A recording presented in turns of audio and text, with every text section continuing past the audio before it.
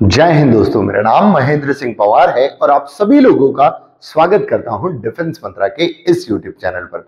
दोस्तों, आज का जो पर्टिकुलर टॉपिक है ये बहुत ही ज्यादा महत्वपूर्ण है, क्योंकि ये पर्टिकुलर टॉपिक ना सिर्फ और सिर्फ वर्ल्ड ज्योग्राफी में बहुत सारा वेटेज रखता है, बल्कि इसी पर्टिकुलर टॉपिक की मदद से हम इंडियन ज्योग्राफी का most of the conceptual part समझ सकते हैं। इस वजह से ये बहुत इंपॉर्टेंट है। दूसरी चीज, अगर हम एग्जाम पॉइंट ऑफ व्यू से देखें तो 2 या 3 क्वेश्चन हर बार इसी पर्टिकुलर एटमॉस्फेरिक सेक्शन से पूछे जाते ही जाते हैं, चाहे वो विंड सिस्टम से कह लो, चाहे वो क्लाइमेटिक कंडीशन से कह लो, चाहे वो साइक्लोन्स एंड एंटी साइक्लोन से कह लो, चाहे वो टेम्परेचर इन्वर्जन ले लो, चाहे वो हीट बजट ले लो, चाहे वो एटमॉस्फेयर का स्ट्रक्चर ले लो या लेयर्स की बात कर लो, कोई ना कोई इनमें से क्वेश्चंस पूछा जरूर जाएगा। इस वजह से ये टॉपिक बहुत अच्छे से समझने की कोशिश करेंगे और line by line, concept by concept बहुत इजी वे में इस टॉपिक को आज हम खत्म करेंगे इसी पर्टिकुलर सेशन में। क्लियर? तो चलिए शुरू करते हैं आज का टॉपिक, जिसका नाम है एटमॉस्फेयर ऑफ द अर्थ। अब बच्चों, सबसे पहले शुरू करने से पहले ही एक डाउट आ जाता है कि why it words as atmosphere. Atmosphere शब्द ही क्यों नाम दिया गया? बिकॉज एटमोस्फेयर शब्द जो है वो 2 शब्दों से मिलकर बनता है, एटमो और स्फेयर। एटमो का मतलब होता है एयर और स्फेयर का मतलब होता है layer. It means it is the layer of air that surrounds earth, यानी कि पृथ्वी के आसपास पाई जाने वाली एयर की जो लेयर होती है उसी को एटमॉस्फेयर कहा जाता है। पॉइंट समझ में आया? दूसरी चीज, ये जो पर्टिकुलर एयर की लेयर है ये अर्थ को सराउंड करती है due to earth's gravitational pull, मतलब अर्थ का गुरुत्वाकर्षण बल जो है वो इस एयर की लेयर को होल्ड कर रखता है। और यही सबसे बड़ा कारण है कि अर्थ के आसपास एटमॉस्फेयर इतना एडिक्वेट अमाउंट में और लेयर्ड स्ट्रक्चर में प्रेजेंट है। क्योंकि डाउट यहीं पर यह आता है कि अगर अर्थ के आसपास एटमॉस्फेयर है तो और कौन से प्लैनेट्स हैं सोलर सिस्टम में जिनके पास एटमॉस्फेयर होगा या होना चाहिए? पर इसका आंसर है कि कोई और प्लैनेट्स नहीं है जिसके पास इतना एडिक्वेट एटमॉस्फेयर प्रेजेंट है, क्योंकि अर्थ का ग्रेविटेशनल फोर्स जो है वो इतना फेवरेबल है या इतना पावरफुल है, उसने अर्थ के इसी पर्टिकुलर एटमॉस्फेयर और एटमॉस्फेयर में पाई जाने वाली सभी लेयर्स को होल्ड कर रखा हुआ है। पॉइंट समझ में आ रहा है? तो atmo means air, sphere means layer. It means it is the layer of air that surrounds earth. Clarify हुआ? अब अगेन एक क्वेश्चन ये आता है कि हमें ये तो समझ में आ गया कि एटमॉस्फेयर का मतलब एयर लेयर है जो क्यों प्रेजेंट है? Due to gravitational pull of earth. आया पॉइंट समझ में? पर क्वेश्चन यहां पर यह आता है कि ये एटमॉस्फेयर आया कहां से, मतलब इस एटमॉस्फेयर का इवोल्यूशन कैसे हुआ, या फिर अर्थ की सरफेस पे ये इतनी सारी गैसेस कैसे इवॉल्व्ड हुई, क्या प्रोसेस रहा होगा? तो उसके पीछे अर्थ का इवोल्यूशन समझना जरूरी है, क्योंकि ऐसा कहा जाता है कि अर्थ जब अपने प्री मॉडल स्टेज में था, मतलब earth like a hot celestial body था, उस पर्टिकुलर समय अर्थ ने बहुत सारी गैसेस रिलीज करी और अपना टेम्परेचर डिक्रीज कर लिया, और उसी रिलीजिंग प्रोसेसेस के दौरान इसने बहुत सारी गैसेस को भी जन्म दिया। तो आसान भाषा में आप ये समझिए कि अगर हम बात करते हैं ओरिजिन ऑफ अर्थ, एटमॉस्फेयर या फिर इवोल्यूशन ऑफ अर्थ, एटमॉस्फेयर, तो इसमें 3 डिफरेंट स्टेजेस निकल के आती हैं और तीनों पर्टिकुलर स्टेजेस में अर्थ की सरफेस से बहुत सारी गैसेस रिलीज हुई और उन्हीं पर्टिकुलर गैसेस को अर्थ के ग्रेविटेशनल फोर्स ने बाउंड किया, जिसके परिणाम स्वरूप अर्थ के सरफेस के आसपास एयर की एक थिक लेयर बन गई, जिसे हम बाद में एटमॉस्फेयर के नाम से जानने लगे। तो वो कौन कौन सी 3 स्टेजेस थी, तो ध्यान से देखना। During during the evolution of earth. First stage, when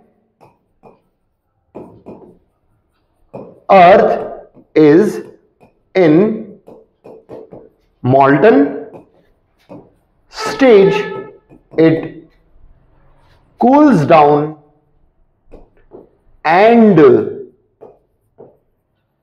releases energy. It cools down and releases energy. उस एनर्जी के साथ साथ it also releases gases. Point समझ में आया? और इन गैसेस को अर्थ के ग्रेविटेशनल पुल ने होल्ड कर लिया, जिस वजह से एटमॉस्फेयर का इवोल्यूशन हुआ. बट कौन से एटमॉस्फेयर का? प्रिमिटिव एटमॉस्फेयर का या प्री मॉडल एटमॉस्फेयर का. सेकंड स्टेज कौन सी थी? सेकंड स्टेज वो थी जब अर्थ की सरफेस का फॉर्मेशन हो चुका था, मतलब लिथोस्फेयर का जन्म हो चुका था, पर अर्थ के सरफेस के नीचे यानी कि हार्ड कवरिंग जिसे हम क्रस्ट कहते हैं, उसके नीचे जो भी ट्रैप्ड एनर्जी थी या ट्रैप्ड हीट एनर्जी थी वो रिलीज हुई. और उसके रिलीज होते ही वॉल्केनिक इरप्शन जैसी वायलेंट एक्टिविटीज का जन्म हुआ. और उन्हीं पर्टिकुलर एक्टिविटीज ने बहुत सारी गैसेस और जनरेट की और उन गैसेस ने प्रीमॉर्डियल स्टेज ऑफ एटमॉस्फेयर को इवॉल्व करके मीडियम स्टेज पे पहुंचा दिया, या फिर हम कह सकते हैं कि प्रेजेंट स्टेज के करीब लाकर छोड़ दिया. मतलब क्या हुआ? सेकंड स्टेज में when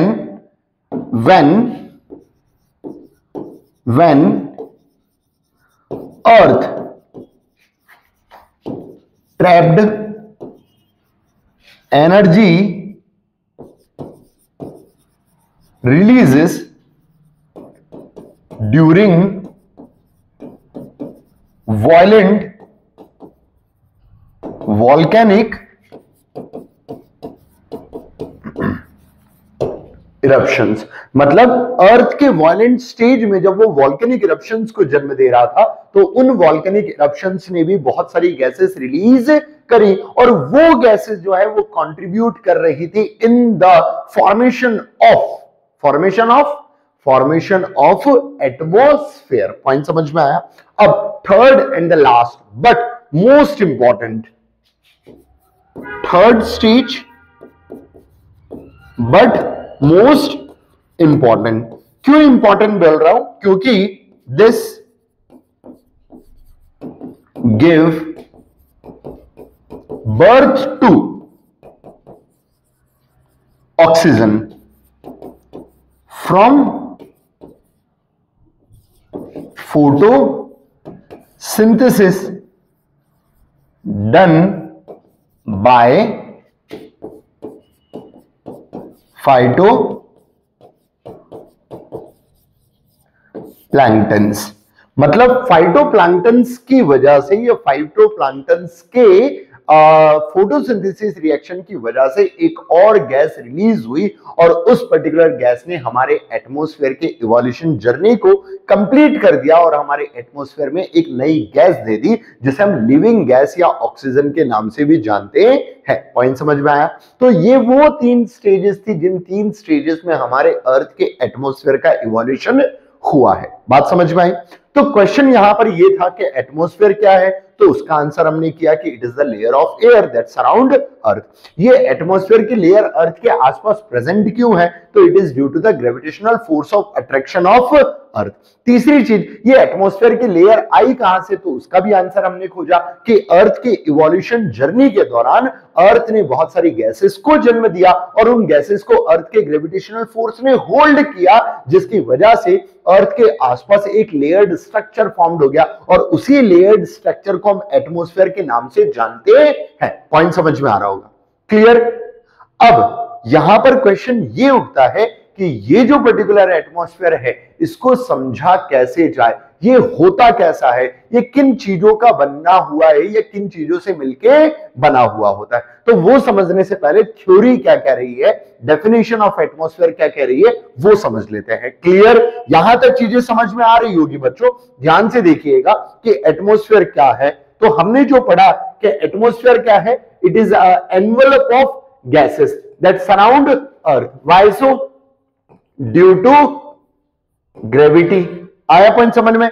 इसकी वजह से it form a protecting boundary between outer space and biosphere. मतलब अर्थ की सरफेस पे प्रेजेंट लिविंग स्फीयर जो है उसके और आउटर स्पेस के बीच में एक बाउंड्री शेयर करता है या बाउंड्री फॉर्म करता है, जिसकी वजह से अर्थ की सरफेस पे प्रेजेंट बायोस्फीयर जो है वो प्रोटेक्ट होता है। इस चीज को आप ध्यान से समझिए।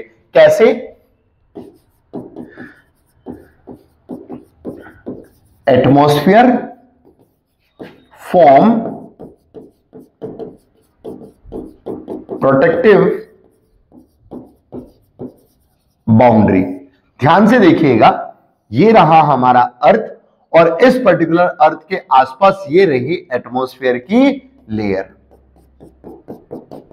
और ये जो एटमॉस्फेयर की लेयर है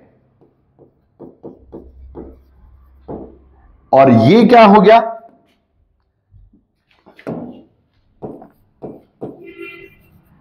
सरफेस। और ये क्या है? Outer space. तो आउटर स्पेस और सरफेस के बीच में कौन आ गया? एटमॉस्फेयर आ गया। अब आउटर स्पेस से कोई भी पर्टिकुलर चीज अगर सरफेस ऑफ द अर्थ की तरफ आएगी, अर्थ सरफेस की तरफ आएगी, तो गारंटीड है एटमॉस्फेयर जो है उसे हिंडर करने की कोशिश करेगा। मतलब आउटर स्पेस से कोई चीज ट्रेवल करके आई तो एटमॉस्फेयर ने उसे रिस्ट्रिक्ट कर दिया और अर्थ सरफेस को उसके इंपैक्ट या इफेक्ट से प्रोटेक्ट कर लिया। That's why it can be considered as a protecting layer that protect earth surface या biosphere from the outer space. अब सरफेस के साथ एक और वर्ड में यूज कर रहा हूं, दैट इज बायो। क्यों? क्योंकि हमें पता है अर्थ की सरफेस पर क्या है? Life. Life in the form of plants and. आया पॉइंट समझ में? अब प्लांट और एनिमल दोनों कैसे प्रोटेक्ट होते हैं, एक छोटा सा एग्जांपल मैं यहां पर सेट करने की कोशिश करता हूं। आप ध्यान से देखिएगा। अगर मैं एनिमल्स की बात करूं तो अल्ट्रा वायलेट रेडिएशन अगर एनिमल्स की स्किन पर गिरती है तो उन्हें स्किन कैंसर हो सकता है, जिसकी वजह से उनकी लाइफ हार्म हो सकती है। सिमिलरली अगर मैं प्लांट्स की बात करूं तो इन पर्टिकुलर प्लांट्स पे किसी भी पर्टिकुलर एक्सटर्नल चीज का इंपैक्ट हो सकता है, जैसे मीटियोर्स का गिरना, तो अर्थ की सरफेस पे पूरा का पूरा बायोस्फीयर डिस्ट्रॉय आउट हो जाता है। शायद आप लोगों ने डायनासोर के एक्सटेंट होने की थ्योरी को थोड़ा बहुत समझा होगा या आपने कभी पढ़ा होगा कि अर्थ की सरफेस में मीटियोर्स और मीटियोराइट्स आए थे। उन मीटियोराइट्स के टकराने की वजह से अर्थ की सरफेस पे ऐसे वॉयलेंट वॉल्केनिक इरप्शन और तेज सुनामी जनरेट हुई और डस्ट जनरेट हुआ, जिसके कारण पूरा बायोस्फीयर तबाह हो गया। तो आप इमेजिन करके देखिए, आउटर स्पेस से कोई मीटियोर आ रहा है, पर एटमॉस्फेयर की एक लेयर होती है बेटा जिसका नाम है मीजो, उसको बर्न कर देती है। एक लेयर होती है आउटर स्पेस से यूवी रेडिएशंस आ रहे हैं, तो एक लेयर होती है जिसका नाम है स्ट्रेटो, वो इसे बर्न कर देगी। तो स्ट्रेटोस्फीयर ने यूवी लेयर्स को एब्जॉर्ब कर लिया और मीजोस्फीयर ने मीटियोर्स को क्या कर दिया? बर्न कर दिया। तो अर्थ की सरफेस पे प्रेजेंट बायोस्फीयर को क्या किया? प्रोटेक्ट ही तो किया। इस वजह से हम कह सकते हैं कि atmosphere act as a protecting layer at the surface of the earth या फिर for the biosphere at the surface of the earth. आई बात समझ में? क्लैरिफाई हुआ? तो हमने ये समझा कि एटमॉस्फेयर जो है वो एनवलप है गैसेस का, अर्थ के आसपास प्रेजेंट है, उसके ग्रेविटेशनल फोर्स के कारण ये प्रोटेक्टिंग बाउंड्री फॉर्म करता है आउटर स्पेस और बायोस्फीयर के बीच में। इसमें बहुत सारी गैसेस प्रेजेंट है जो कंटिन्यूअसली एक दूसरे में एक्सचेंज होती रहती है। फॉर एग्जांपल यहां पर अभी ऑक्सीजन है, ऑक्सीजन को मैंने इनहेल किया और मैंने रिलीज कर दिया क्या? Carbon dioxide. यहां पर एक प्लांट है, प्लांट ने इस कार्बन डाइऑक्साइड को इनहेल किया और उसने रिलीज कर दी वापस ऑक्सीजन। तो इस पर्टिकुलर एटमॉस्फेयर में गैसेस जो है वो कंटिन्यूअसली क्या होती चली जा रही है? चेंज होती चली जा रही है from one gas to another, और ये एटमॉस्फेरिक बैलेंस की वजह से हो रहा है। आई बात समझ में? फिर प्रेजेंट एटमॉस्फेयर जो है इसका इवोल्यूशन अभी हमने समझा बेटा इवोल्यूशन जो है वो 3 डिफरेंट स्टेजेस में हुआ है। कितने स्टेजेस में? क्लियर? पहली स्टेज कौन सी थी? पहली स्टेज थी मोल्टन स्टेज ऑफ अर्थ। दूसरी स्टेज कौन सी थी? Volcanic eruptions. और तीसरी स्टेज कौन सी थी? फोटोसिंथेसिस। किसके द्वारा? फाइटो। आया पॉइंट समझ में? तो इन तीनों पर्टिकुलर स्टेज से हमारा क्या बन गया?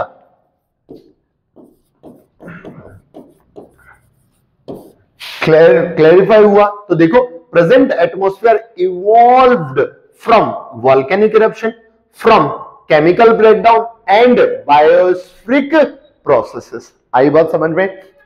हमें ओवरऑल ये समझ में आ गया कि एटमॉस्फेयर क्या है।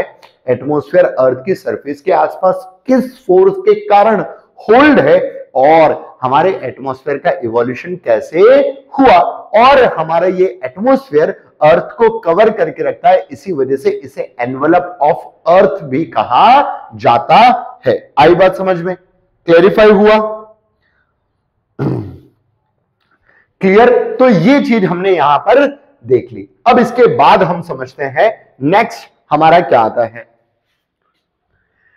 Next, importance of the atmosphere, जो हम बहुत अच्छे से समझ चुके हैं, बट फिर भी आप ध्यान से देख लीजिएगा।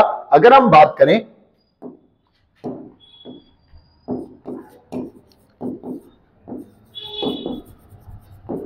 Importance of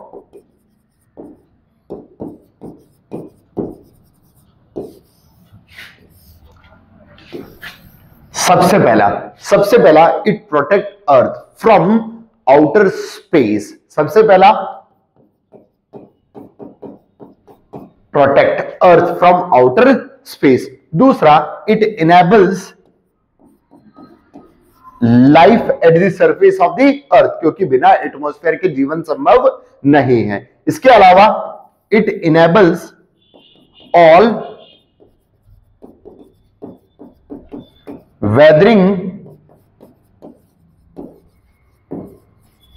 phenomena.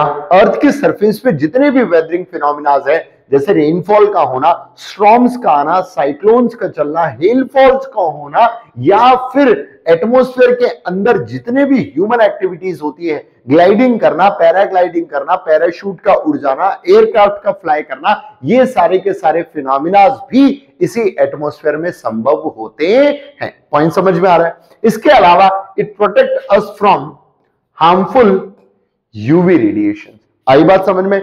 इसी के साथ साथ इट कंट्रोल क्लाइमेट, या फिर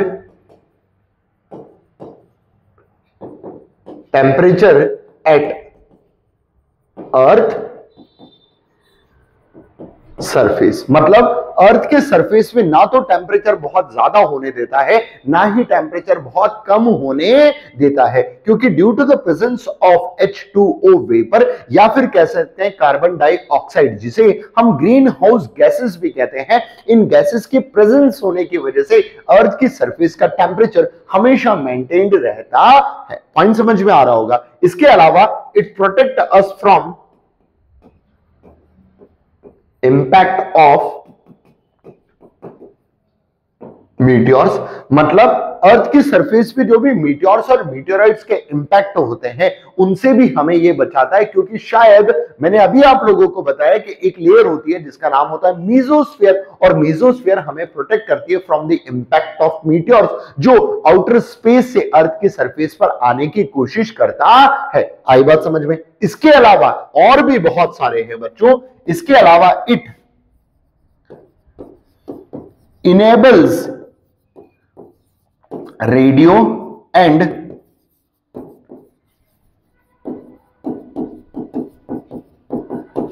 टेलीकम्युनिकेशन। मतलब अर्थ के सरफेस पे होने वाले रेडियो टेलीकम्युनिकेशन या वायरलेस कम्युनिकेशन जो होते हैं वो सिर्फ और सिर्फ एटमॉस्फेयर और एटमॉस्फेरिक लेयर्स जिसे आइनोस्फेयर कहते हैं उसके होने की वजह से ही होते हैं। आ रही है बातें समझ में? पॉइंट समझ में आ रहा है? क्लैरिफाई हुआ या नहीं? एटमॉस्फेयर के इंपॉर्टेंस के बहुत सारे पॉइंट्स हैं, कुछ पॉइंट्स मैंने यहां पर मेंशन किए और उसी को अब हम फैक्ट रूप में देखते हैं। देखो इंपॉर्टेंस ऑफ एटमॉस्फेयर, तो यहां पर हमें देखने को मिलता है it enables life on earth, यानी कि अर्थ के सरफेस पे लाइफ का होना एटमॉस्फेयर की वजह से ही है। Without it would be barren like a moon. अगर एटमॉस्फेयर नहीं होता तो अर्थ सरफेस भी वैसा ही होता जैसे अदर सेलेस्टियल बॉडी, जैसे मून हमें देखने को मिलता है। ये हमें प्रोटेक्ट करता है फ्रॉम हार्मफुल यूवी रेडिएशन, क्योंकि अर्थ की सरफेस की सेकंड लेयर, अर्थ के एटमॉस्फेयर की जो सेकंड लेयर है जिसका नाम स्ट्रेटोस्फेयर है, उसमें ओजोन प्रेजेंट है और वो पर्टिकुलर ओजोन हमें प्रोटेक्ट करती है from the incoming of harmful UV radiation. Point समझ में आया? इसके अलावा it allow short wavelength solar radiation and trap long wavelength terrestrial radiation. इसी चीज को हम ग्रीन हाउस इफेक्ट भी कहते हैं, जो हम आगे कभी समझेंगे। फिर इसके अलावा it prevent extreme variation between day and night, मतलब अर्थ की सरफेस का जो टेम्परेचर है उसे भी रेगुलेट और कंट्रोल करने की कोशिश करता है। ना तो सरफेस बहुत ज्यादा गर्म होती है, ना सरफेस बहुत ज्यादा ठंडी होती है। डे और नाइट में होने वाला ड्यूरेनल रेंज ऑफ टेम्परेचर जो है वो बहुत कम होता है, only due to the presence of this particular atmosphere. आई बात समझ में? क्लैरिफाई हुआ? उसके अलावा it burns meteors due to the friction mainly in mesosphere, मतलब मीजोस्फेयर जिसे हम थर्ड एटमॉस्फेरिक लेयर भी कहते हैं, वो अर्थ की तरफ आने वाले मीटियोर्स को कंप्लीटली बर्न कर देता है। इस वजह से उसे प्रोटेक्टिंग लेयर का नाम भी दिया जाता है। आई बात समझ में? तो this is the actual importance of atmosphere. बात समझ में आ गई? क्लैरिफाई हुआ? अब कहानी थोड़ी और आगे बढ़ती है। हमने क्या समझा? हमने सबसे पहले यह समझा कि एटमॉस्फेयर क्या है, दूसरा हमने ये समझा कि वो अर्थ के आसपास है क्यों, तीसरी चीज हमने ये समझी कि ये आया कहां से, चौथी चीज हमने ये समझी कि इसकी वास्तविक इंपॉर्टेंस क्या है। अब पांचवी चीज, ये एटमॉस्फेयर बना किससे है। पॉइंट समझ में आ रहा है? तो एटमॉस्फेयर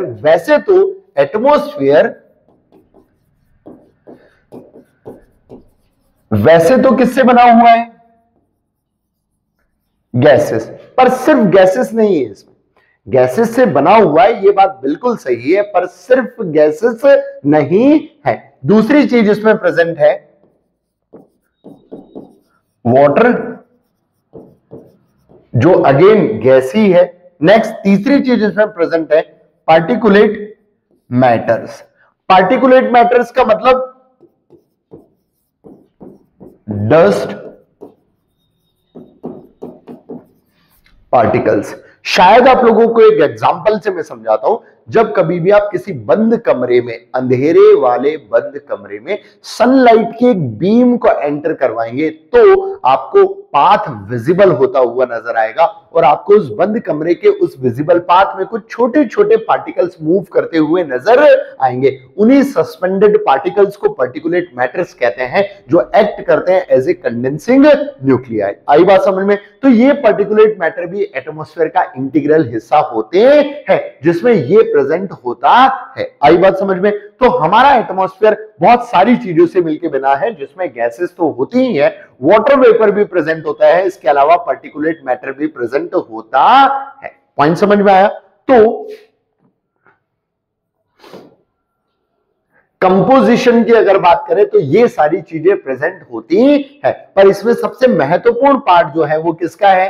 गैसेस, क्योंकि एटमॉस्फेयर को कहते ही है किसका? एनवलप, एयर का एनवलप या लेयर ऑफ एयर। तो उसमें कुछ मेजर गैसेस हैं, शायद आप लोगों को पता होगा नाइट्रोजन जो सबसे ज्यादा परसेंटेज में प्रेजेंट है, शायद आप लोग को पता होगा ऑक्सीजन जो सेकंड लार्जेस्ट अमाउंट में अर्थ की सरफेस के ऊपर एटमॉस्फेयर में प्रेजेंट है। तीसरे नंबर पर आता है हमारा आर्गन, जो इनर्ट गैस है, जो बहुत सारे इंडस्ट्रियल यूजेस में भी यूज किया जाता है। चौथे नंबर पर आता है हमारा CO2, कुछ पर्टिकुलर और गैसेस जैसे कार्बन मोनोऑक्साइड वगैरह और CO2 वगैरह, और फिर आ जाती हैं other gases, hydrogen, helium, neon, krypton. ये सारी की सारी गैसेस भी हमारे एटमॉस्फेयर में प्रेजेंट होती है। इसके अलावा एक मेजर पार्ट जो है वो H2O वेपर का भी होता है। तो ये कुछ पर्टिकुलर मेजर गैसेस हैं। On the basis of composition of gases, ये आप लोगों को याद रखना पड़ेगा। बात समझ में आ रही होगी? आई बात समझ में? क्लैरिफाई हुआ? तो ये था अर्थ के एटमॉस्फेयर का कंपोजिशन। क्लैरिफाई हुआ? अब on the basis of this particular composition, on the basis of this composition, earth atmosphere divided into two part, एक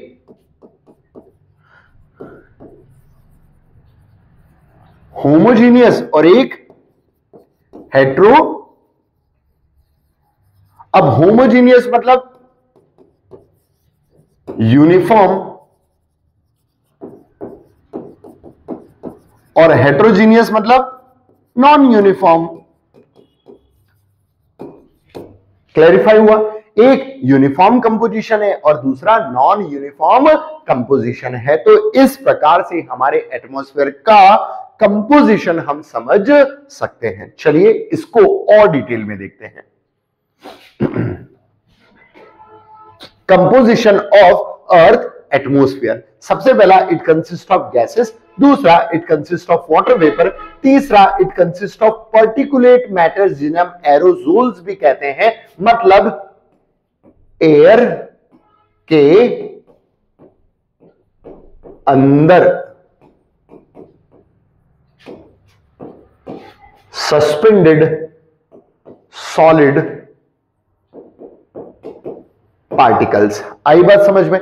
इसके अलावा अदर मॉलिक्यूल्स एंड एलिमेंट्स। ये मॉलिक्यूल्स वाली जो बात हो रही है ये मोस्टली हो रही है फॉर हेट्रोस्फेयर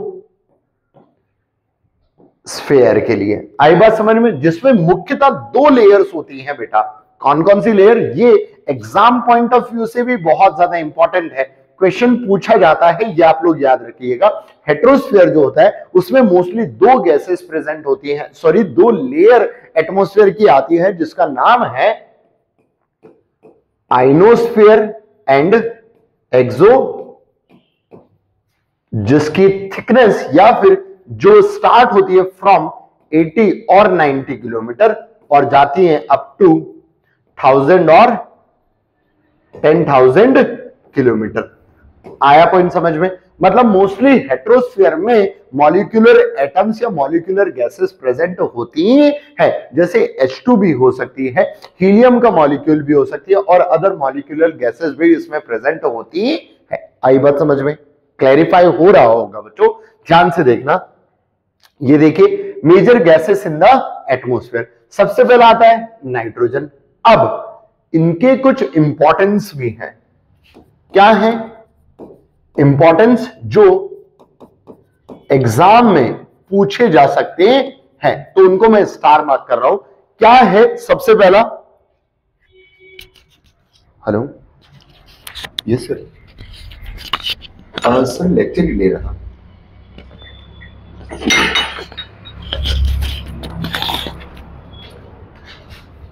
सबसे पहला होता है नाइट्रोजन। नाइट्रोजन का परसेंटेज जो है वो 78% है और 78% जो है उसमें ये कंट्रोल करता है कंबशन को, plus it is essential for organic matter. मतलब एटमॉस्फेयर का जो ये फ्री नाइट्रोजन है, it is used to make proteins और लिपिड्स, जो प्लांट के कह सकते हैं कि प्लांट के डेवलपमेंट के लिए सबसे ज्यादा एसेंशियल होता है। तो प्लांट में जो भी ऑर्गेनिक मैटर जनरेट होता है ना बेटा, वो हम डायरेक्टली समझ सकते हैं वो हो रहा है from the presence of nitrogen या नाइट्रोजन के फिक्सेशन के कारण ही। आई बात समझ में? तो नाइट्रोजन का होना प्लांट की ग्रोथ के लिए सबसे ज्यादा यूजफुल है। तो ये किस प्रकार से यूज हुआ?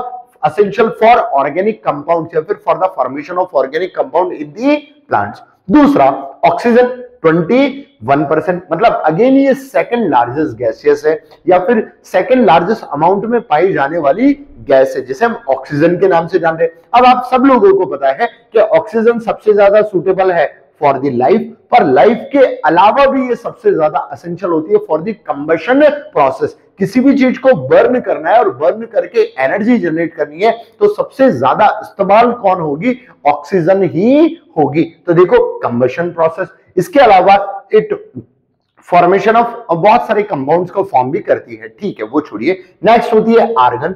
आर्गन जो है वो इनर्ट गैसेस है और बहुत सारे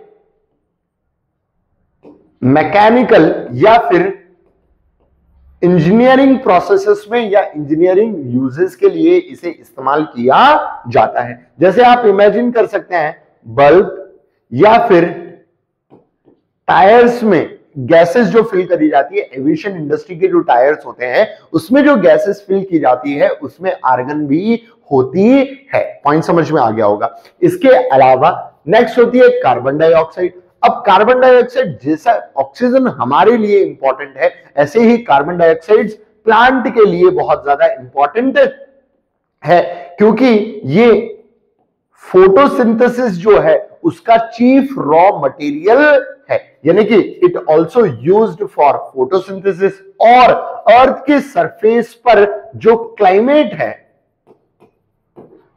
एंड टेम्परेचर रेगुलेशन मुख्यतः इसी के द्वारा किया जाता है। मतलब ग्रीन हाउस इफेक्ट में सबसे ज्यादा रोल प्ले करने वाली जो गैसेस है उसमें CO2 का एक अहम रोल होता है। शायद आप लोगों ने सुना होगा, एक टर्म होती है बेटा जिसे हम अर्बन हीट आइलैंड कहते हैं। ऐसे पर्टिकुलर एरियाज जो इंडस्ट्रियल जोन है जहां पर टेम्परेचर एब्रप्टली राइज अप हो जाता है, उसका सबसे बड़ा कारण ही होता है प्रेजेंस ऑफ CO2, जिसकी वजह से वो particular land area urban heat island जैसा निकलकर सामने आता है। कुछ पर्टिकुलर रिसेंट ईयर्स में ये वर्ड बहुत बार करंट अफेयर में यूज हुआ है। पॉइंट समझ में आया होगा। इसके अलावा ozone, again it is essential because it protect us from the ultraviolet radiation जो एटमॉस्फेयर के सेकंड लेयर स्ट्रेटोस्फेयर में प्रेजेंट होती है। उसके अलावा कुछ पर्टिकुलर गैसेस होती है जैसे neon, helium, hydrogen, methane, krypton, xenon, ये सारी गैसेस भी हमारे एटमॉस्फेयर में पाई जाती है। पॉइंट समझ में आया? तो एटमॉस्फेयर में कौन सी गैसेस हैं ये भी हमने बहुत अच्छे से देख लिया। अब अगेन क्वेश्चन अगेन ऐसा आता है कि ये जो एटमॉस्फेयर है वो किससे बना है, ये तो हमें समझ में आ गया, पर बना कैसा है या दिखाई कैसा देता है या वास्तविकता में इसकी संरचना कैसी है, कैसे इसकी बनावट और बुनावट है। तो इसके लिए एक आंसर आता है कि it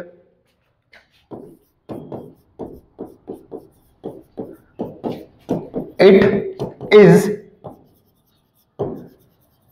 layered structure. It is layered structure, मतलब अर्थ की सरफेस के आसपास कुछ को सेंट्रिक सर्कल्स या फिर लेयर्स के रूप में प्रेजेंट। पॉइंट समझ में आया कि अर्थ के सरफेस के आसपास कुछ कोसेंट्रिक लेयर्स के रूप में ये प्रेजेंट है, जिसमें 5 पर्टिकुलर लेयर्स आती हैं। कौन कौन सी? That is tropo, strato, meso, iono और एक्सो, यानी कि ये पर्टिकुलर 5 लेयर हमारे एटमॉस्फेयर को कंप्लीट करती है। हो सकता है आप लोगों ने आइनोस्फीयर की जगह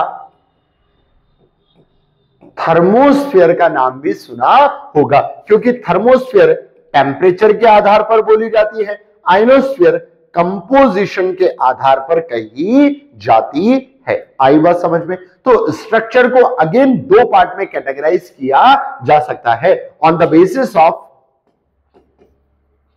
टेम्परेचर और on the basis of composition. Composition हमने समझ लिया बेटा, होमो और हेट्रो, और टेम्परेचर के आधार पर आया। पॉइंट समझ में? क्लियर? तो मुझे नहीं लगता कि कंपोजिशन में भी अब स्ट्रक्चर में भी अब कोई डाउट रहा होगा। आसान भाषा में ये समझ लीजिए कि ये जो अर्थ का ये जो एटमॉस्फेयर का स्ट्रक्चर है वो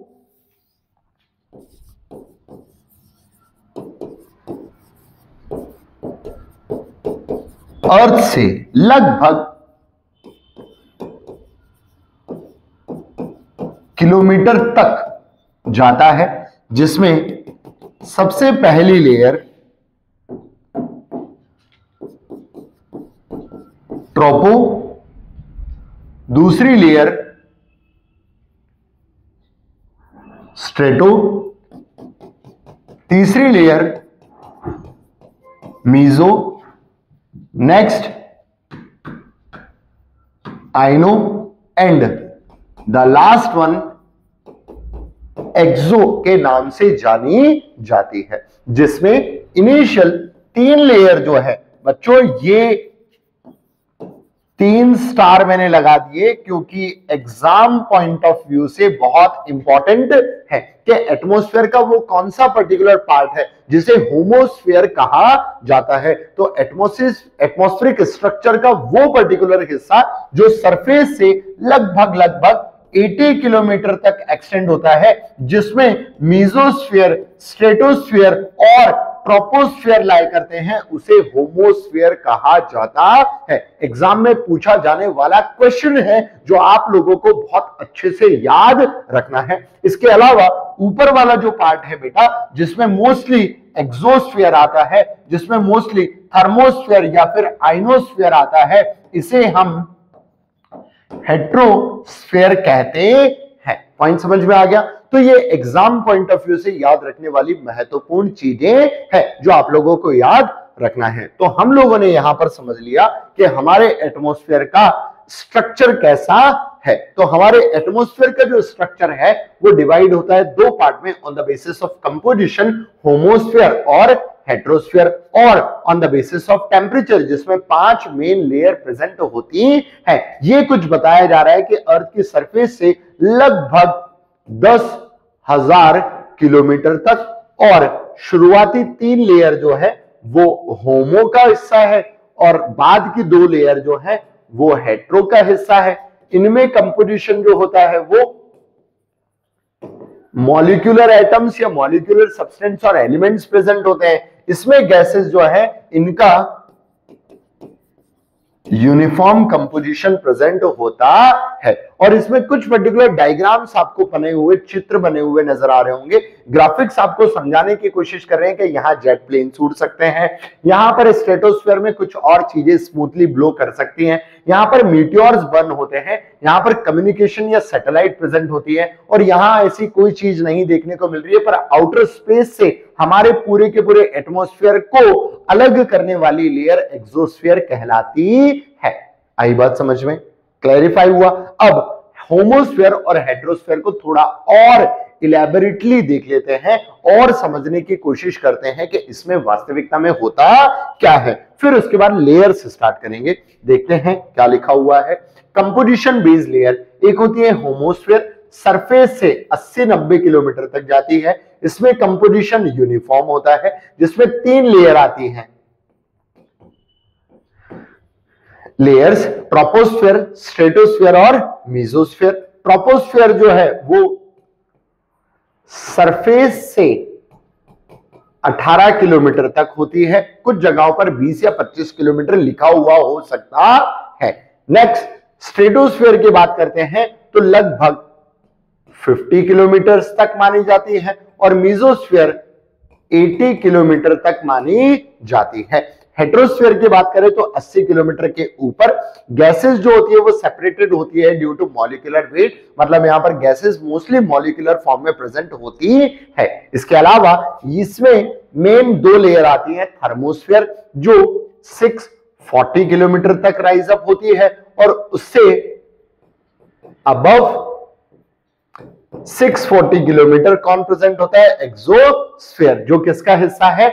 हेट्रोस्फीयर का हिस्सा है। तो 2 चीजें आप लोगों को बेटा एग्जाम पॉइंट ऑफ व्यू से भी याद रखना है कि हेट्रोस्फीयर क्या होता है और होमोस्फीयर क्या होता है। एग्जाम में ये पूछे जाने की संभावना बहुत ज्यादा है। आई बात समझ में? क्लियर? तो ये था structure of atmosphere on the basis of composition.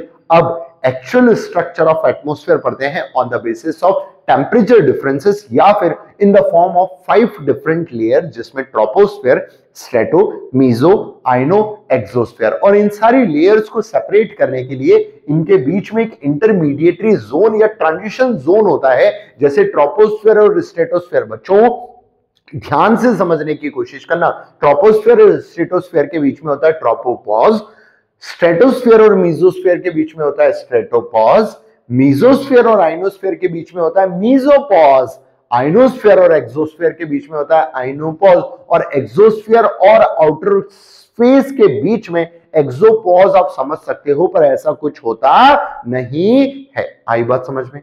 Clarify हुआ? अब इनको समझते हैं ध्यान से। देखो, टेम्परेचर के बेसिस पर tropo, strato, meso, thermo, exo. Thermo is also known as iono. आया पॉइंट समझ में? क्लियर? अब शुरुआत से शुरू करते हैं।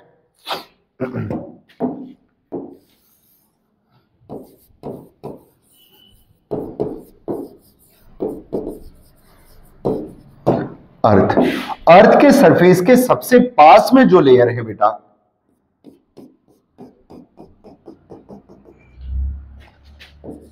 जिसकी थिकनेस 18 किलोमीटर भी है और 8 किलोमीटर के भी है। पॉइंट समझ में आ रहा है? जो सरफेस के सबसे क्लोजेस्ट है। पॉइंट समझ में आया? अब अगर क्लोजेस्ट है तो आप लोग आसानी से समझ पा रहे होंगे कि सबसे ज्यादा ग्रेविटेशनल फोर्स इस पर ही लगेगा, तो सबसे ज्यादा गैसेस का कंसंट्रेशन भी इसी लेयर में होना चाहिए, या फिर जितनी भी हैवी गैसेस होंगी वो सारी की सारी अर्थ की सरफेस के पास होंगी, मतलब इसी लेयर में प्रेजेंट होंगी। इस वजह से अराउंड 80-90% ऑफ एटमॉस्फेरिक मास इसी लेयर में होता है। पॉइंट समझ में आया? अब अगर इसी लेयर में सारी गैसेस प्रेजेंट है तो गारंटेड है इसी लेयर में ऑक्सीजन भी होगा। इस वजह से it is also known as living layer. Clarify हुआ? अब अगर इसमें सारी गैसेस प्रेजेंट है तो इसमें H2O वेपर भी प्रेजेंट होगा। That's why it enables rainfall, clouds formation, hails fall, storms. आया पॉइंट समझ? अब अगर इसी में सारी गैसेस प्रेजेंट हैं तो गारंटेड है इसमें ही CO2 भी प्रेजेंट होगा, जो अर्थ की सरफेस का टेम्परेचर भी रेगुलेट करने की कोशिश कर रही होगी। पॉइंट समझ में आ रहे? क्लैरिफाई हुआ? That's why it all weathering phenomena like wind का मूवमेंट, स्ट्रोम्स का आना, साइक्लोन्स का चलना, ये सारी की सारी चीजें इसी पर्टिकुलर लेयर में ऑकर होती हुई नजर आती है। आया पॉइंट समझ में? बच्चों एक और चीज ध्यान से समझिए कि ऊपर जाने पर क्या होगा। ऊपर जाने पर जैसे हम सरफेस से ऊपर जाएंगे तो नंबर ऑफ मॉलिक्यूल्स जो हैं वो क्या होते जाएंगे? कम होते चले जाएंगे। ऊपर जाते जाते air, number of air molecules कम हो गए तो एयर, देखो, as altitude increases number of air molecule decreases. इस वजह से टेम्परेचर ऑल्सो डिक्रीजेस। आया पॉइंट समझ में? इसलिए एक और इंपॉर्टेंट पॉइंट जो आप लोगों को याद रखना है कि temperature of 6.4 degree Celsius decreases with every 1 kilometre. Clear? आया पॉइंट समझ में? अब एक और डाउट आपके दिमाग में आ रहा होगा कि सर यहां आपने 18 किलोमीटर लिख दिया, यहां पर आपने 8 किलोमीटर लिख दिया, इसका रीजन क्या है? तो इसके रीजन को भी आप ध्यान से समझना। वैसे तो कोई डाउट नहीं आएगा, समझ में बहुत आसानी से आ जाएगा। ध्यान से देखिए, ये रहा हमारा अर्थ। इस अर्थ का ये पॉइंट जो है वो है पोल्स, और ये रीजन जो है वो है इक्वेटर। आप लोग खुद कमेंट करके बताओ कि यहां पर टेम्परेचर ज्यादा ही होगा एज कंपेयर टू पोल जहां टेम्परेचर कम। इसके अलावा यहां पर ग्रेविटेशनल फोर्स कम होगा। क्यों? क्योंकि रेडियस क्या है? ज्यादा। आया पॉइंट समझ में? और यहां पर ग्रेविटेशनल फोर्स क्या होगा? ज्यादा। क्यों? क्योंकि पोलार रेडियस क्या होती है? कम। क्लियर? तो आसान भाषा में ये समझिए ना बच्चों, कि टेम्परेचर कम तो क्या होगी चीजें? कंडेंस। अगर गैस कंडेंस हुई तो गैसेस का कंसंट्रेशन ये देखो अर्थ की सरफेस के पास में। इसके अलावा अब यहां पर इस सेक्शन की बात करो, यहां पर गैसेस जो है वो एक्सपांड होंगी। क्यों? क्योंकि ग्रेविटेशनल फोर्स भी कम और टेम्परेचर बहुत ज्यादा। तो टेम्परेचर ज्यादा होने के कारण एक्सपांड। तो यहां पर देखो थिकनेस बढ़ गई। तो ये देखिए यहां पर 8 किलोमीटर पर यहां 18 किलोमीटर, यहां अगेन 8 किलोमीटर, सॉरी 18 किलोमीटर पर यहां 8 किलोमीटर। ये देखिए, आया पॉइंट समझ में? क्लियर? मुझे नहीं लगता कि अब यहां पर कोई डाउट रहा होगा। और हर 1 किलोमीटर के 1 किलोमीटर एल्टीट्यूड इंक्रीज होने पर 6.4 डिग्री सेल्सियस टेम्परेचर क्या होता है बच्चों? कम। डन? That's it. ये था फर्स्ट लेयर जिसे हम ट्रोपोस्फियर के नाम से जानते हैं। ट्रोपोस्फियर क्लोजेस्ट लेयर है, फर्स्ट लेयर है। कौन सी लेयर?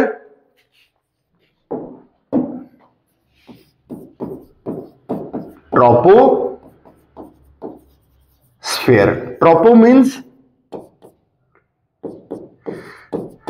अर्थ सरफेस के पास या टोपोग्राफी के पास वाली जो लेयर है, क्या है? क्लोजेस्ट, सबसे ज्यादा मास।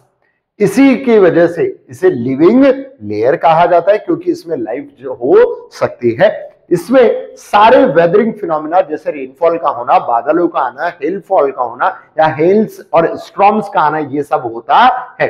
सारे वेदरिंग फिनोमिनाज भी यही ऑकर होते हैं। ये वर्ड बच्चों एग्जाम में पूछा गया है कि वो कौन सी लेयर है जिसमें सारे वेदरिंग फिनोमिनाज ऑकर होते हैं। इवन स्टेट पीसीएस के एग्जाम्स और यूपीएससी का ये one of the favourite question भी है। पॉइंट समझ में आया? इसके बाद इसमें टेम्परेचर जो है वो 6.4 डिग्री सेल्सियस से कम हो जाता है, और इसी चीज को नॉर्मल लैप्स रेट कहते हैं। नॉर्मल लैप्स रेट कहा जाता है। टेम्परेचर 6.4 डिग्री सेल्सियस हर 1 किलोमीटर पर कम हो जाता है, इसी को नॉर्मल लैप्स रेट कहा जाता है। आया पॉइंट समझ में? क्लियर? चलिए अब थ्योरी क्या कह रही है वो समझ लेते हैं। ट्रोपोस्फियर लोवेस्ट लेयर या फिर फर्स्ट लेयर, इसकी इक्वेटोरियल थिकनेस जो है वो 18 किलोमीटर और पोलार थिकनेस जो है वो 8 किलोमीटर। कोई डाउट नहीं है, हमने समझ लिया। क्यों है? इसके दो रीजन हैं। एक टेम्परेचर, दूसरा ग्रेविटेशनल फोर्स जो चेंज होता है ड्यू टू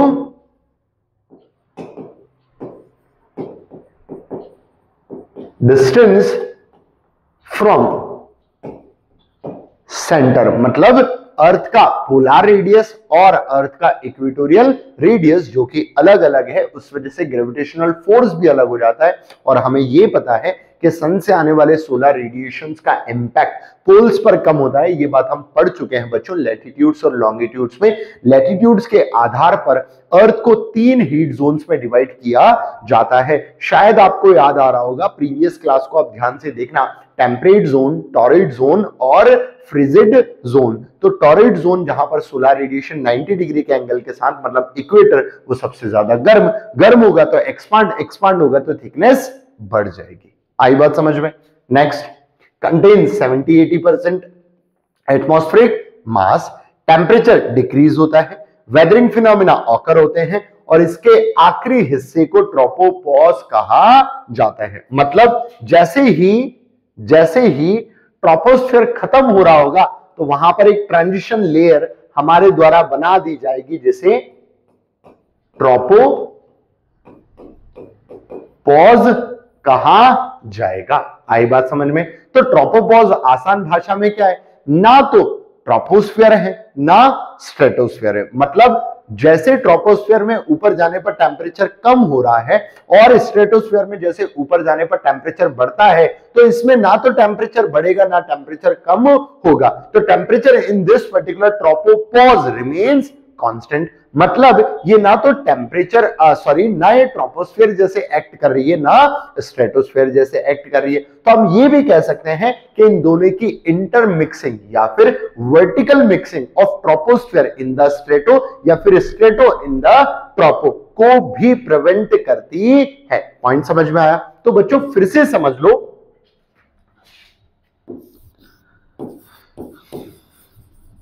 सरफेस, ट्रोपो, स्ट्रेटो, और ये जो बीच में है इसे ट्रोपोपॉज कहा। क्या नाम दिया गया? ट्रोपोपॉज। अब ये क्या कर रही है? सबसे पहली चीज प्रिवेंट इंटर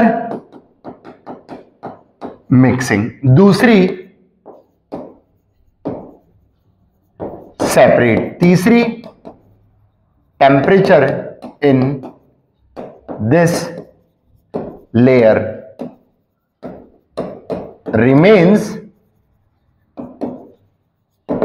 कांस्टेंट। इस पर्टिकुलर लेयर में टेम्परेचर जो है वो कांस्टेंट होता है, कोई चेंज इसमें नहीं देखने को मिलता है। इस वजह से ना तो इसे ट्रोपोस्फीयर कहा गया ना ही इसे स्ट्रेटोस्फीयर कहा गया। आया पॉइंट समझ में?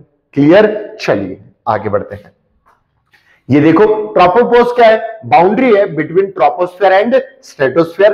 टेम्परेचर यहां पर क्या रहता है? कांस्टेंट, और ये प्रिवेंट करती है वर्टिकल मिक्सिंग को। कोई डाउट नहीं होगा, बहुत आसानी से हमने वो समझ लिया।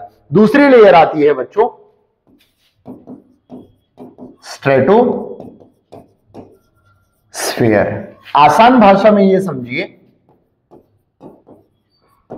सेकंड लेयर है। कौन सी लेयर है? Second layer. क्लियर? दूसरा, इसकी थिकनेस लगभग 50 किलोमीटर तक होती है। कहां तक होती है इसकी थिकनेस? 50 किलोमीटर तक होती है। शुरुआत जो है वो 18 किलोमीटर के आसपास या फिर 20-22 किलोमीटर से भी देखने को मिलती है। और इसके लोअर सेक्शन में, किसमें? लोअर सेक्शन में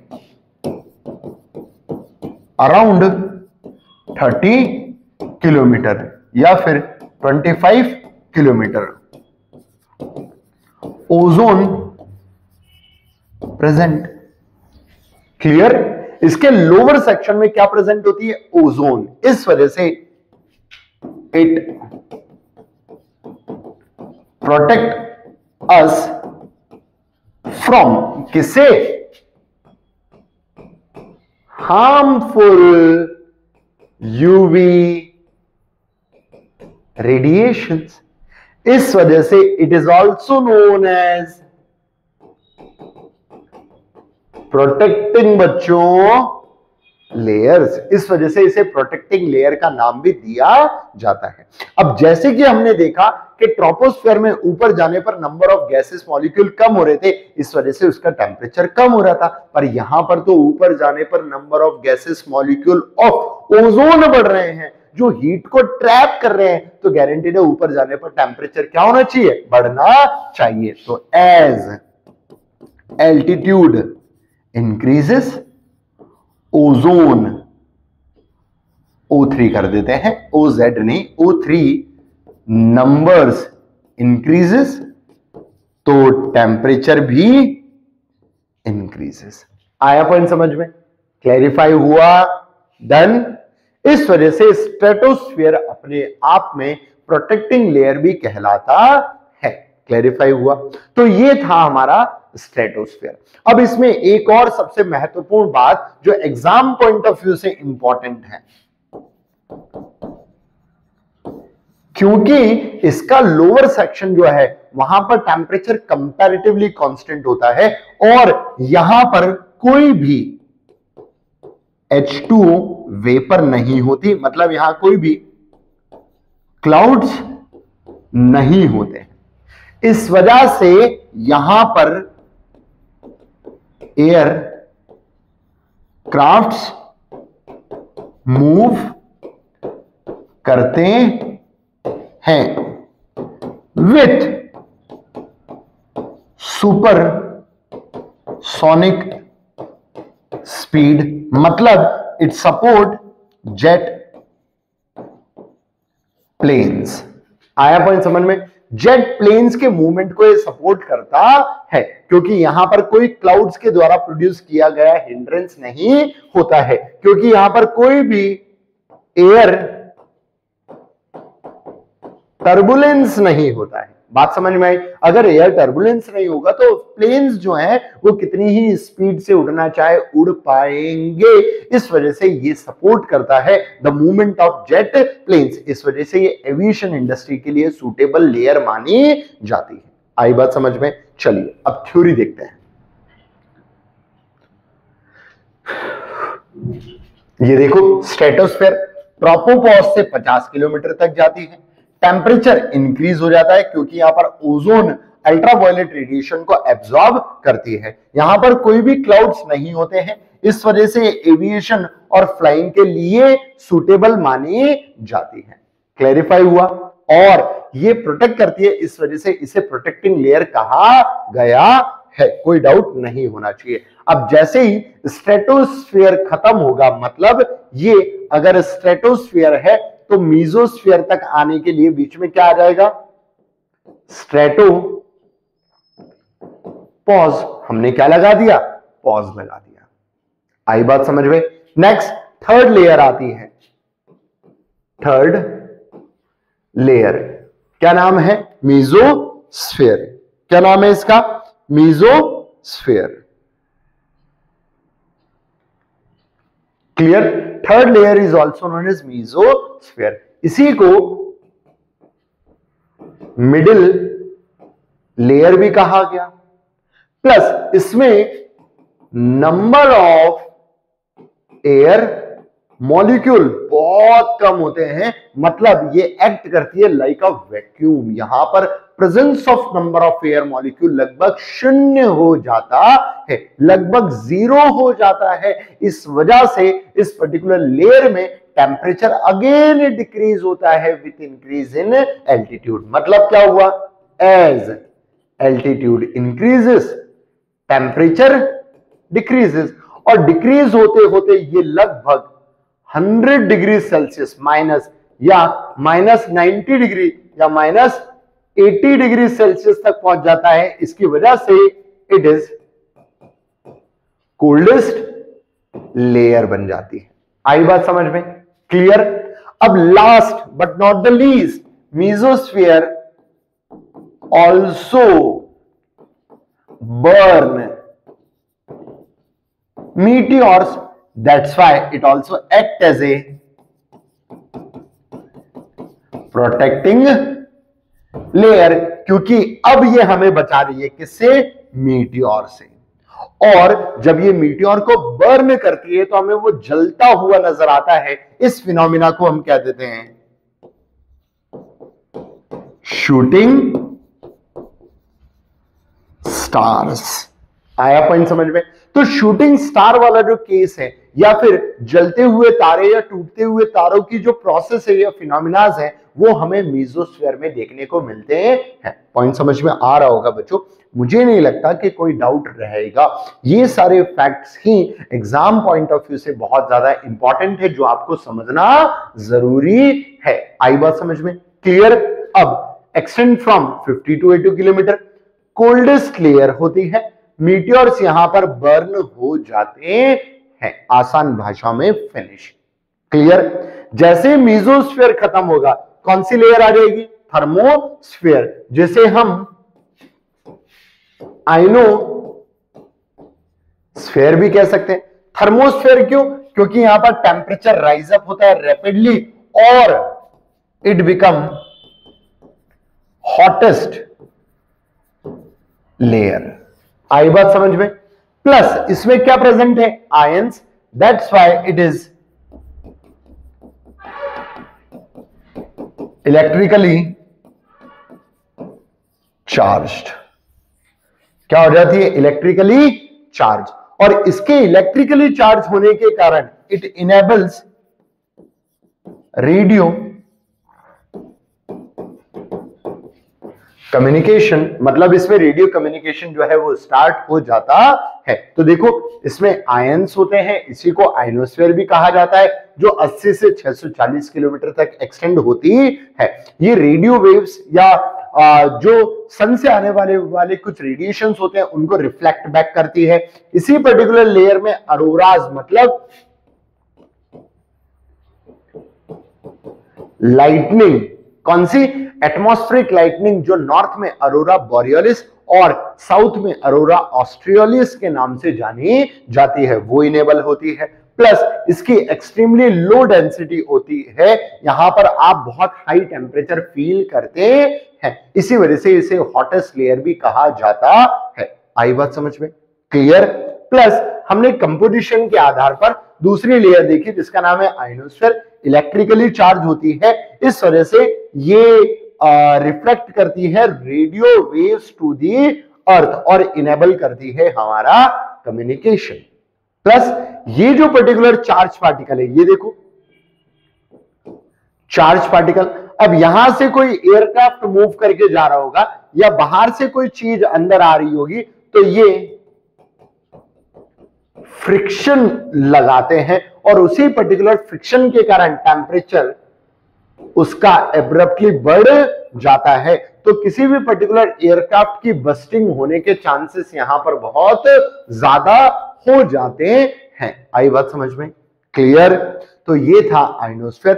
last but not the least होता है एक्सोस्फीयर। एक्सोस्फीयर को कहा गया है लास्ट लेयर ऑफ एटमोस्फीयर, जो लगभग 640 किलोमीटर से 1000 किलोमीटर या फिर 10,000 किलोमीटर तक एक्सटेंड होता है। आउटर मोस्ट लेयर है, वेरी बहुत रेयर गैसेस इसमें प्रेजेंट होती है, ग्रेजुअली या आउटर स्पेस में मर्ज हो जाता है। आई बात समझ में? क्लियर? अब again exam point of view से आपको 2 पॉइंट याद रखने हैं। क्या क्या?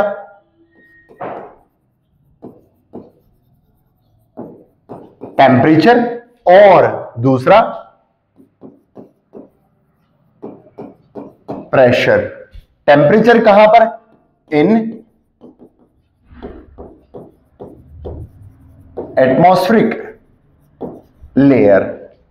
प्रेशर भी कहां पर? एटमॉस्फेरिक लेयर में। सबसे पहले अगर टेम्परेचर की बात करें तो सरफेस, सरफेस से जैसे ही आप ऊपर जाते हैं ट्रोपो, स्ट्रेटो, मीजो, आइनो और एक्सो, तो यहां पर टेम्परेचर कम होता है, यहां टेम्परेचर बढ़ जाता है, यहां टेम्परेचर कम होता है, यहां टेम्परेचर अगेन बढ़ जाता है और यहां टेम्परेचर कम होता हुआ रिकॉर्ड होता है। आइनोस्फीयर वाला जो टेम्परेचर है ये हो जाता है, सॉरी, हॉटेस्ट, और जो मीजोस्फीयर वाला सेक्शन है, मीजोस्फीयर वाला सेक्शन है, यहां पर हो जाता है कोल्डेस्ट। क्लियर? ये दो चीज आप लोगों को याद रखना है। पर जब हम सरफेस से ऊपर जाते हैं टुवर्ड्स एक्सो, तो फिर always pressure decreases because vertical column of air decreases। ये बात याद रखनी है। मतलब जैसे जैसे हम सरफेस से ऊपर जाएंगे हर एक एटमॉस्फेरिक लेयर में प्रेशर डिक्रीज होगा। कई बार हमें ये लगता है कि अर्थ की सरफेस पे टेम्परेचर और प्रेशर जो होता है वो इनवर्सली प्रोपोर्शनल होता है, पर आप ध्यान से सुनो, मैं सरफेस का बोल रहा हूं। सरफेस से ऊपर जाएंगे तो इनमें कोई रिलेशन नहीं रह जाता है। एटमॉस्फेरिक प्रेशर तो हमेशा ही कम होगा और टेम्परेचर की अगर हम बात करें तो वो अल्टरनेटिवली चेंज होता है on the basis of composition of atmospheric layers. आई बात समझ में? तो ये चीज आप लोगों को याद रखना है। क्लियर? डन? तो यहां पर खत्म होता है बच्चों हम लोगों का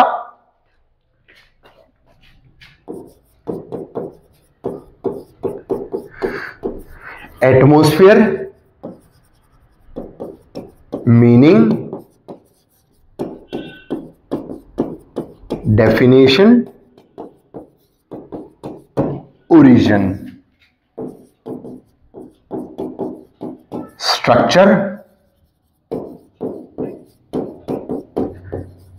कंपोजिशन। आई बात समझ में?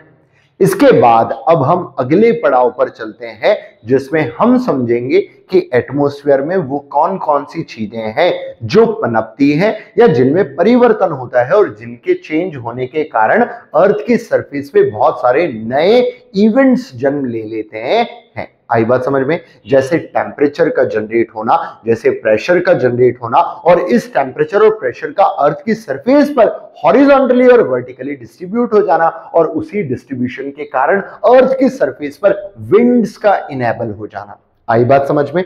तो अब हम चलते हैं हमारे नेक्स्ट कंसेप्चुअल टॉपिक की तरफ, जो एटमॉस्फेरिक सरफेस पर या फिर एटमॉस्फेयर के होने की वजह से अर्थ की सरफेस पर टेम्परेचर और टेम्परेचर का डिस्ट्रीब्यूशन करता है। आई बात समझ में? अब बच्चों आसान भाषा में आप ये समझिए कि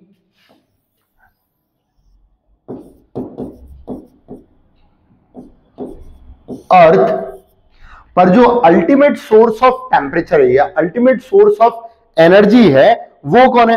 अर्थ की सरफेस पर अल्टीमेट सोर्स ऑफ एनर्जी जो है वो तो हमारा कौन है? सन। तो सन से आने वाले इंसोलेशन या फिर सोलार रेडिएशन, सन से आने वाले इंसोलेशन या फिर सोलार रेडिएशन अर्थ की सरफेस पर टेम्परेचर बढ़ाने और कम करने का कार्य करते हैं। और अर्थ की सरफेस पे ये टेम्परेचर कैसे कैसे डिस्ट्रीब्यूट होता है या फिर factors that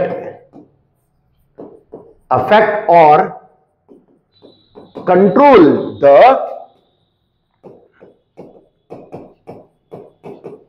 distribution of temperature, मतलब अर्थ के सरफेस पर ये टेम्परेचर जो है वो कैसे डिस्ट्रीब्यूट होता है, इस चीज को भी अब हम लोग आगे वाले टॉपिक में समझने की कोशिश करेंगे। आई बात समझ में? तो अर्थ की सरफेस पर टेम्परेचर का होना मतलब क्या है ये समझते हैं।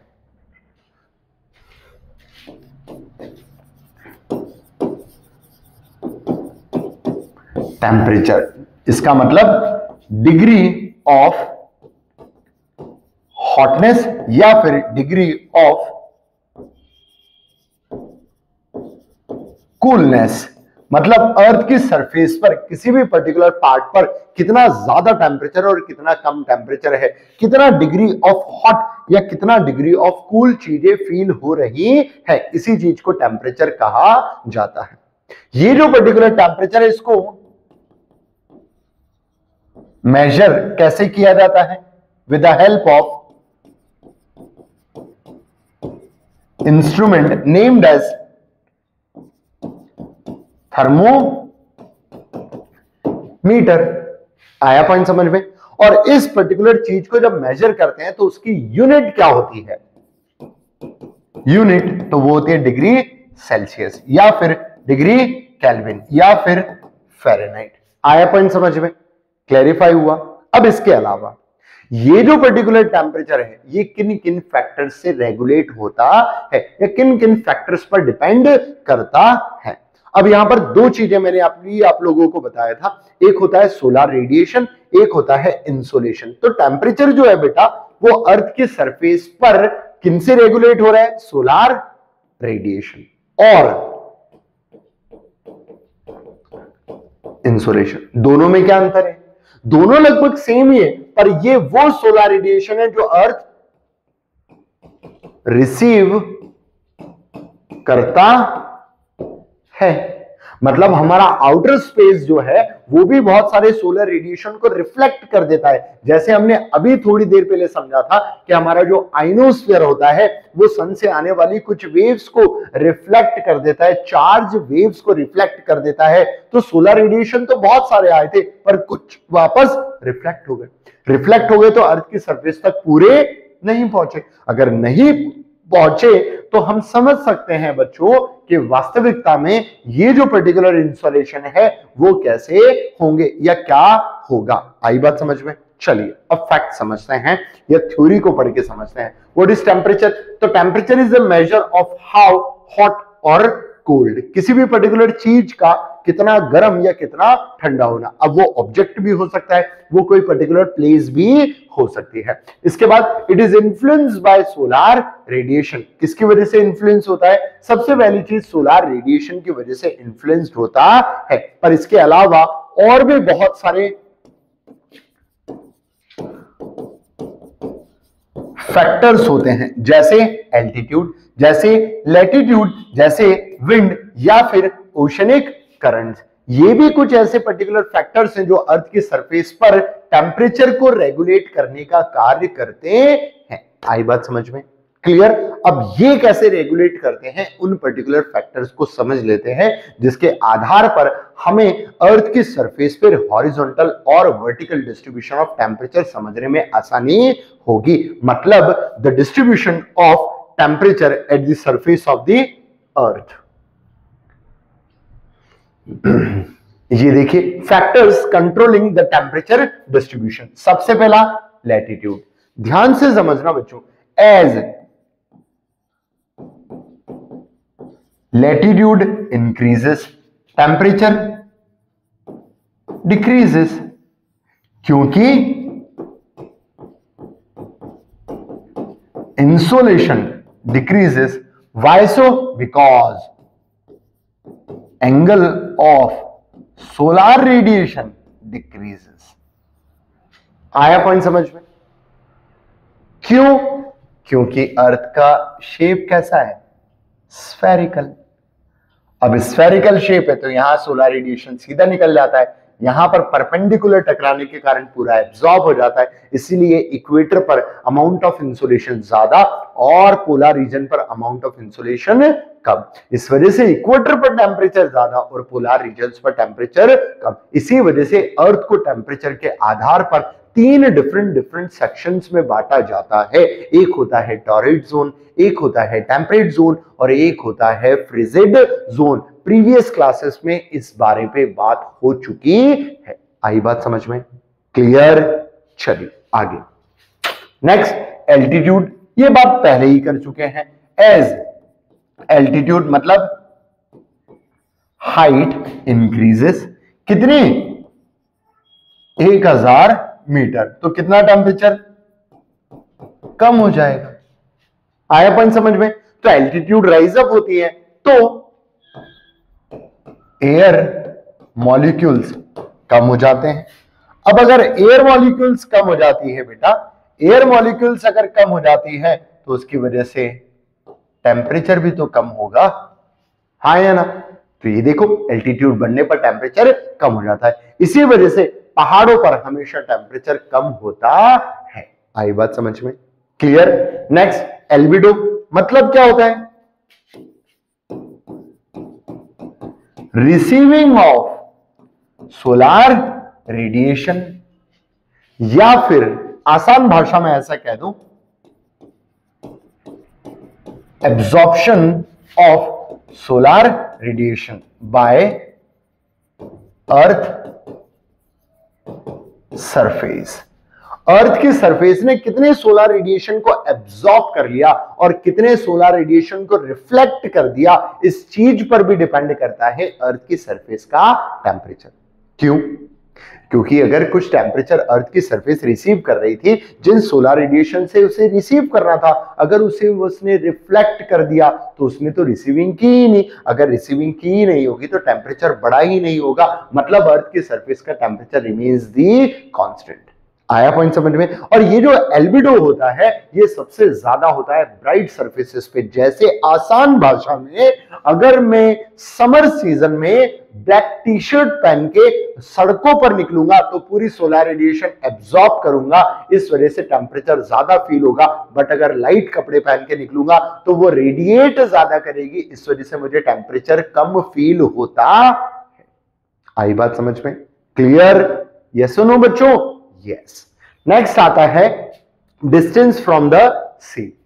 अब अगर सी से दूरी ज्यादा है, अगर सी से दूरी ज्यादा है तो सी से चलने वाली ब्रीजेस का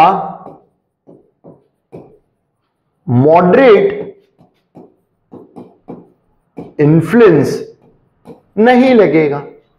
अगर इसका मॉडरेट इन्फ्लुएंस नहीं लगेगा तो ओशनिक एरियाज के पास जो ओशंस का इंपैक्ट होता है वो फील नहीं होगा, मतलब टेम्परेचर रेगुलेट नहीं होगा।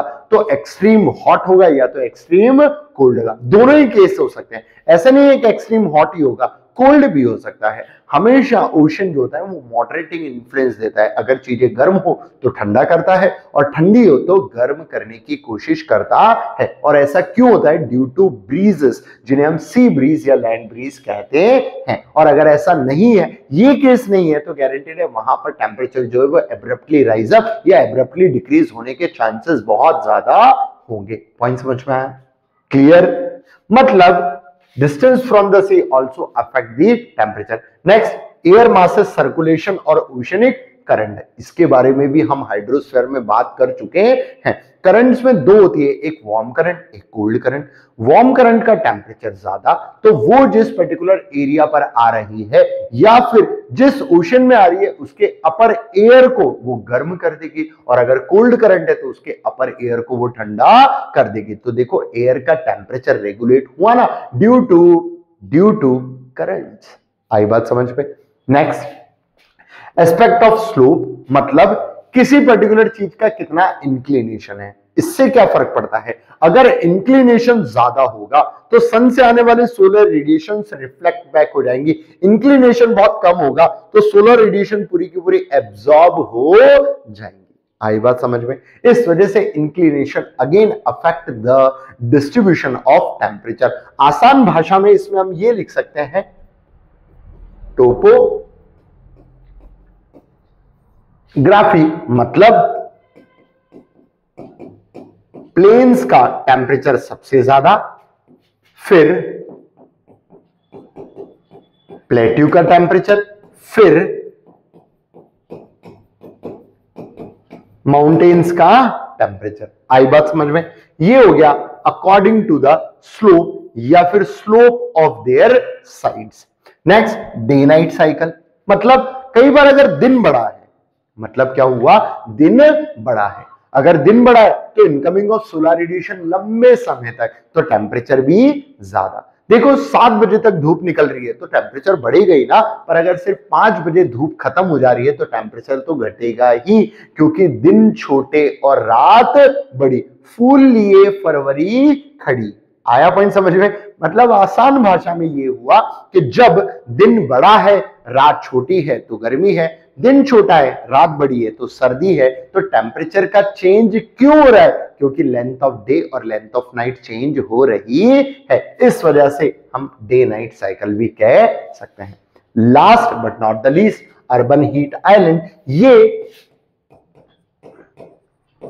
ह्यूमन या फिर नेचुरल फैक्टर्स की वजह से किसी पर्टिकुलर एरिया पर गैसेस जैसे CO2 का बढ़ जाना उस पर्टिकुलर एरिया के टेम्परेचर को राइज अप कर देती है।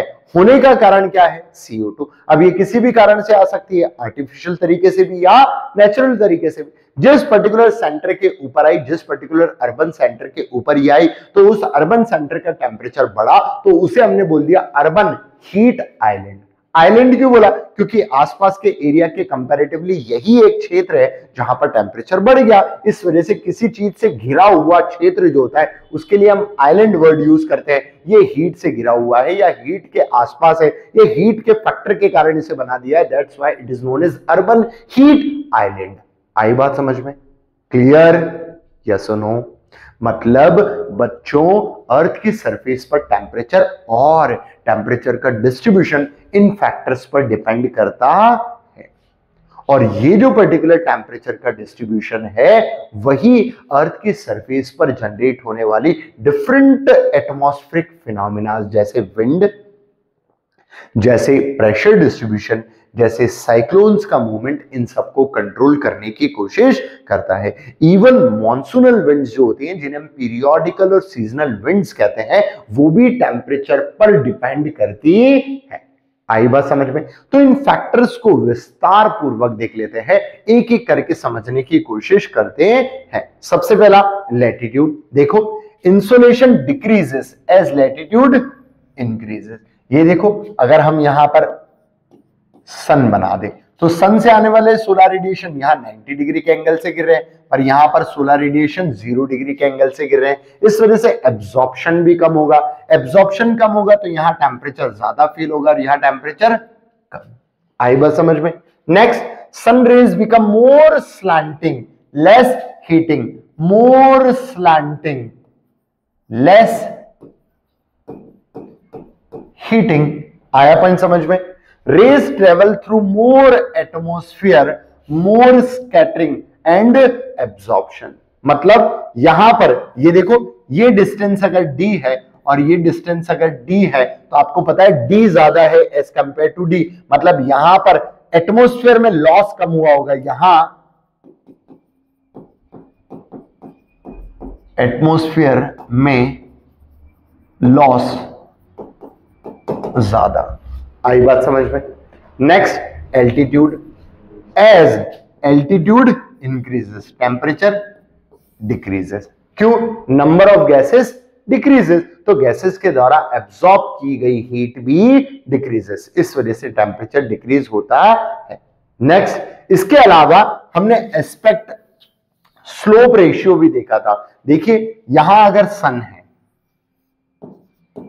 सन, अब सन से सोलर रेडिएशन आ रहा है, एक यहां और ये मेन सरफेस है, एक यहां।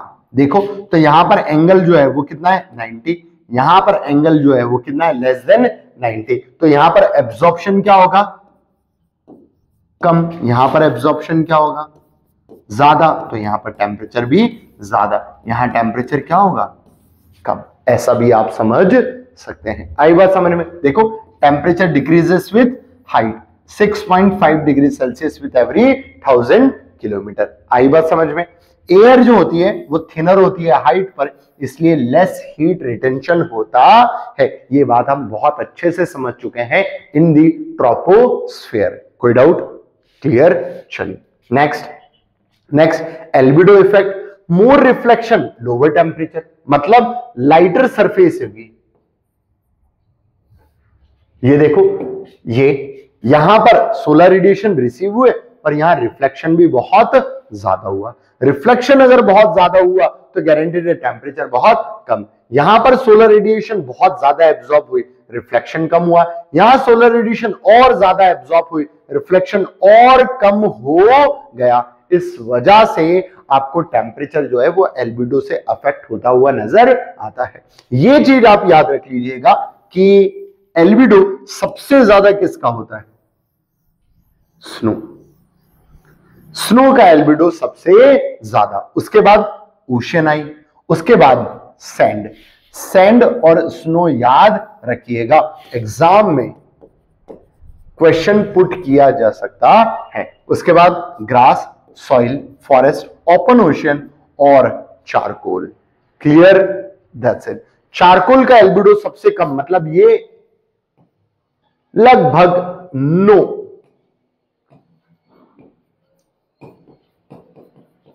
रिफ्लेक्शन, मतलब यहां पर कोई रिफ्लेक्शन ऑफ लाइट होता ही नहीं है, ऐसा आप समझ सकते हैं। आई बात समझ में? Clear? Next distance from the sea. Maritime influence, मतलब ओशनिक इन्फ्लुएंस।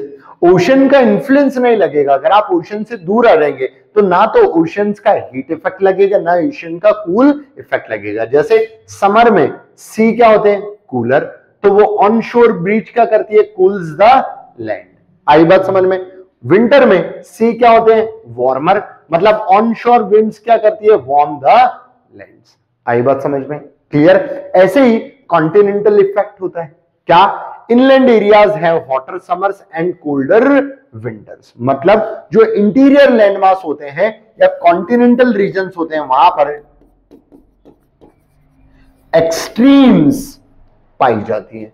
एक्सट्रीम्स कंडीशंस जो होती हैं वो अवेलेबल होती है, या एक्सट्रीमिटीज हमें देखने को मिलती है। आया पॉइंट समझ में? Clear? Next air mass and ocean current.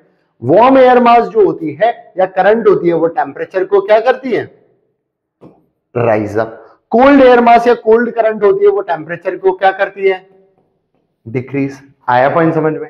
Similarly wind जो वार्म करंट के साथ ब्लो कर रही है वो टेम्परेचर क्या करेंगी?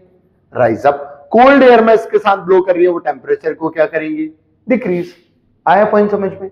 तो सिंपली करंट जो होती है वो भी टेम्परेचर को रेगुलेट करती है। कैसे? Warm current temperature high, cold current temperature come. Clear? Next aspect of slope देख लिया हम लोगों ने। स्लोप्स ओरिएंटेशन जो होता है वो सन के एस्पेक्ट में, अगर नॉर्दर्न हेमिस्फीयर जो है वो टुवर्ड्स द सन है, सन को फेस कर रहा है तो टेम्परेचर ज्यादा, अगर सदर्न हेमिस्फीयर जो है वो सन को फेस कर रहा है तो उसका टेम्परेचर ज्यादा। मतलब हम अर्थ की बात कर लें, आसान भाषा में आप ऐसे समझिए, ये है हमारा अर्थ और ये होता है एक्सिस। अब एक्सिस का इंक्लिनेशन जो है वो टुवर्ड्स द सन है, तो सोलर रेडिएशन कहां पर ज्यादा? नॉर्थ। तो नॉर्थ क्या हो गया? वार्म। बट अगर इंक्लिनेशन कुछ इस प्रकार से है, सन, तो सोलर रेडिएशन कहां पर जाएगा? साउथ, तो टेम्परेचर कहां पर ज्यादा हो गया? साउथ, तो साउथ हो गया वार्मर। सेम चीज यहां पर लिखी हुई है। आई बात समझ में? Next day night cycle rotation cause the diurnal temperature variation. June में मतलब समर, लॉन्गर डेज, इस वजह से टेम्परेचर ज्यादा। दिसंबर मतलब winter, longer days in southern hemisphere या फिर shorter days in northern hemisphere. मतलब अगर इंडिया की बात करें तो टेम्परेचर कम।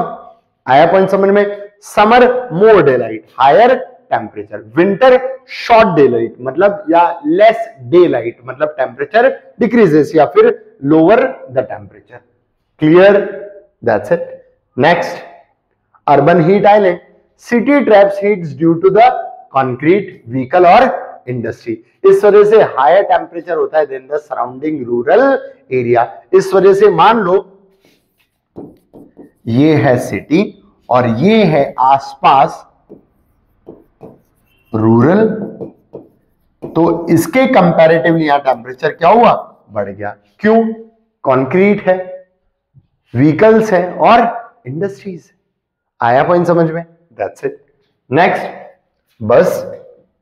तो आज हम लोगों ने बच्चे ये समझा कि अर्थ की सरफेस पर टेम्परेचर एटमॉस्फेयर क्या होता है, उसका कंपोजिशन क्या होता है, उसका इवोल्यूशन कैसे हुआ, वो कौन सा फैक्टर है जो इसके इवोल्यूशन के पीछे रिस्पॉन्सिबल है, प्लस इसका कंपोजिशन और स्ट्रक्चर भी हमने देखा, और अर्थ की सरफेस पर ये पर्टिकुलर एटमॉस्फेयर जो है वो टेम्परेचर को कैसे रेगुलेट करता है और टेम्परेचर इसमें वर्टिकली और हॉरिजॉन्टली कैसे डिस्ट्रीब्यूट होता है, ये भी सारी चीजें हमने समझी। तो इससे संबंधित जो भी क्वेश्चंस बनते हैं वो अभी हम देख लेते हैं। सबसे पहला क्वेश्चन है, consider the following statement regarding the composition of atmosphere. The proportion of nitrogen increases slightly with altitude in the homosphere. ठीक है, पर ऐसा है नहीं, क्योंकि एल्टीट्यूड बढ़ने पर एयर का कंसंट्रेशन कम होना चाहिए। In the heterosphere lighter gases dominate the upper level due to gravitational sorting. ये हो सकता है बिल्कुल, क्योंकि ऊपर जाने पर ग्रेविटेशनल फोर्स कम हो जाएगा। Water vapour concentration increases from equator to pole. ये बात भी बिल्कुल गलत है, ये बात भी बिल्कुल गलत है, मतलब हमारा आंसर आना चाहिए B. Next, the temperature in the thermosphere exceeds, इतना ठीक है। Yet humans would not feel this heat because solar radiation does not reaches this layer. नहीं, air molecules are too sparse to transfer heat. ये बात बिल्कुल सही है।